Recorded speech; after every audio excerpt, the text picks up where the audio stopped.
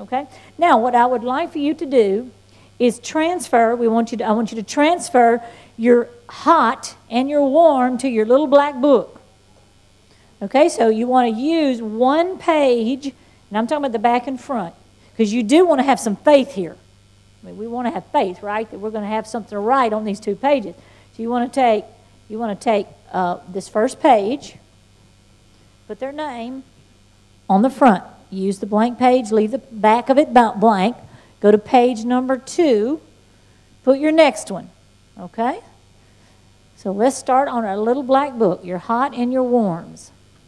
And if you've got lots of faith for the cold one, stick them in there.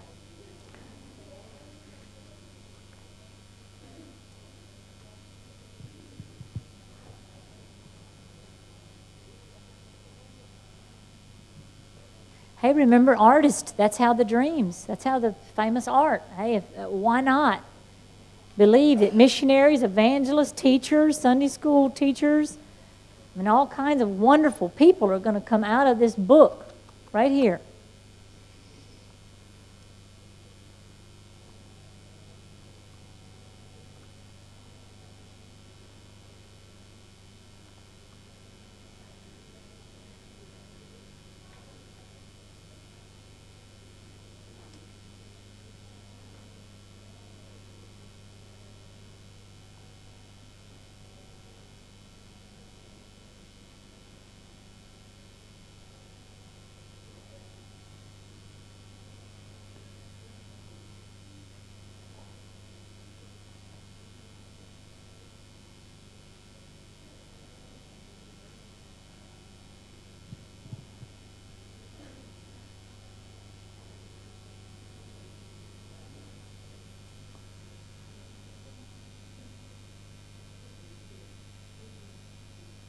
Okay, now y'all got the idea. You don't have to complete them all now. How many of you will commit to finish that assignment before the weekend? I mean, before Sunday. Just go ahead and finish moving those contacts over into your little black book. Now let's go back to page 18, and I'm going to talk to you a little bit about using your little black book. Very important, and a powerful process. Number 2, list any contact information you presently have. Now this, of course, you can't do today, but this weekend sometime, if you can find the time, please do that. Whatever contact, maybe you already have numbers, maybe you already have an address, maybe you know how to get the address, maybe because that's something you could just send a card or something. Find the contact information you presently have. Now, number 3, determine your next step plan of action to invest in their lives. What is that next step plan of action? And I am telling you, no matter where I've disciplined myself, if I'm, say I visit someone in the hospital, I try to link some way to have a follow-up connection with them. So I've got a next step in mind while I'm there praying. I'm looking for that open door. I'll say, well, what if I come by? Why don't I come by and see how you're doing when you get out of the hospital? You want to get that follow-up, that next step action. Because we're talking about relationships here. I'm not trying to rush them, but I am trying to give God opportunities. And I've got to be in their life for those opportunities to happen. Okay, you want to have that next step action.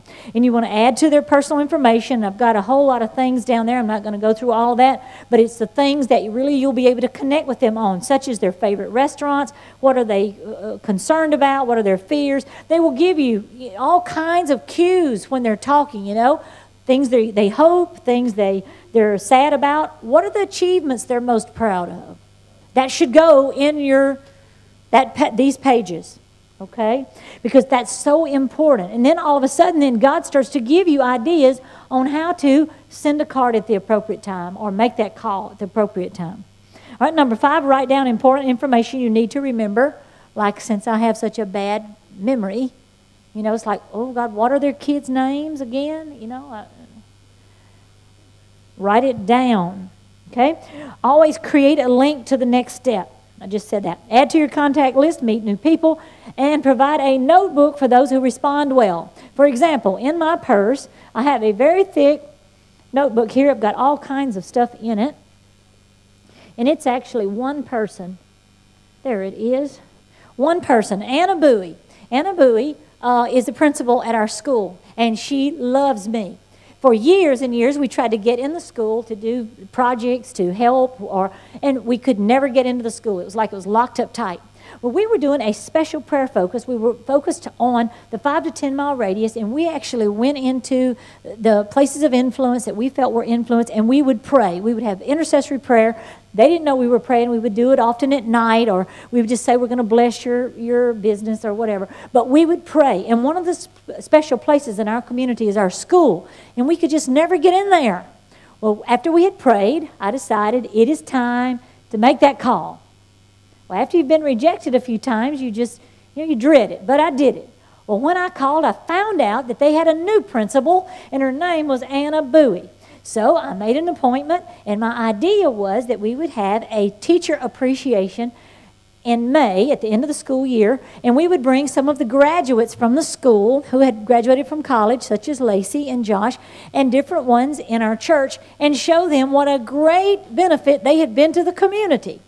We fed them lunch, and we gave them a little gift. Well, I meet Anna Bowie from the minute I met her, and I'm telling you, it was a God thing. It was prayer. The minute I met her, she loved me, and from that day to this, I don't have to call her. She calls me. She will start calling me before the end of May and start setting up Thursday or Friday appointments every week, because she says, I do not want to go into that school year next year until I get your thoughts on a few things. And that's every week. She calls me. So guess what? I have got a book full of Anna Bowie, things she wants me to pray for, things you want, and then I can actually remember it because I'm looking at it on the pages, and I'll say, yeah, Anna, you know what? Last time we were together, we prayed about so-and-so. I wanted to ask you about that. And she'll go, oh, the Lord has answered that prayer. Okay? Get another book. Now, maybe, I don't know if they sell these particular types of books here, but you can get a special book for those special people. Very, very important. Okay, number 2, contact phase.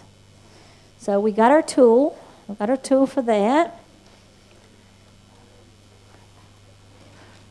We go to the connect phase. My part is to build on common ground. Connect phase. We don't connect with people that we contradict and we argue with and we condescend to. We were talking about the fruit of the Spirit and just being pleasant and not super sensitive. People connect with people who feel like that they love them and they're being heard. So build on common ground. Think about it. What makes sense to you? What are your resources? What does your calendar look like? And then think about them and how you have common ground. What are you gifted to do or to share?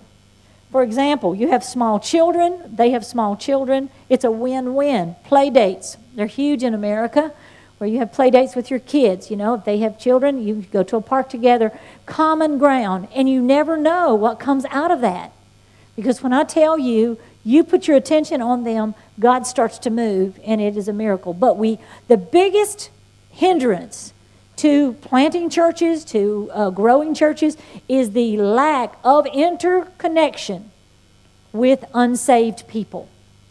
It's not that they're not hungry. They are. There's just no one interacting with them.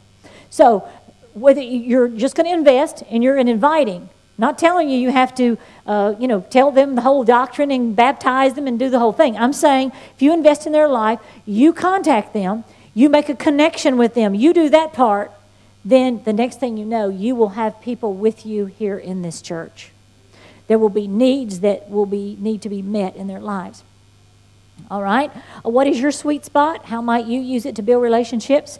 What are you already doing that you could share? You would cluster things. My husband, the gym was his fishing pond. And I mean, there was a time when we had about 6 or 8 of those guys at our church. It was an amazing thing to see.